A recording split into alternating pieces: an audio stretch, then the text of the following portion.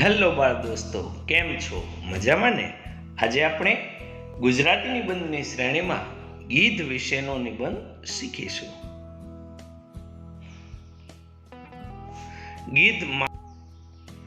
ગીધની પાંખો ખૂબ જ મોટી અને લાંબી હોય છે. ગીધની ડોક ખૂબ લાંબી અને વળાંક વાળી હોય છે.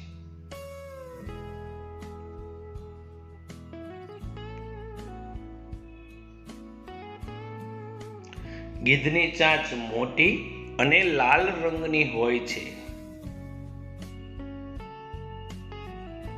મરેલા પ્રાણીઓનું માંસ ગીધનો મુખ્ય ખોરાક છે.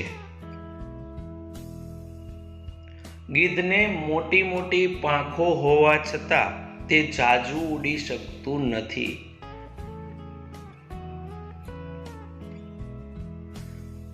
સ્મશાન નજીકના ઝાડ કે ખુલ્લા મેદાન પર ગીધ જોવા મળે છે. ગીધ ટોળામાં દેખાતું કે ટોળામાં રહેનારું એક મોટું પક્ષી છે.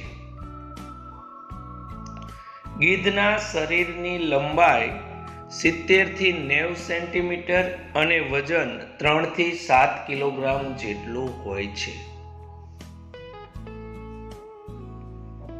હાલમાં ભારતીય ગીધનું અસ્તિત્વ ખતરામાં છે.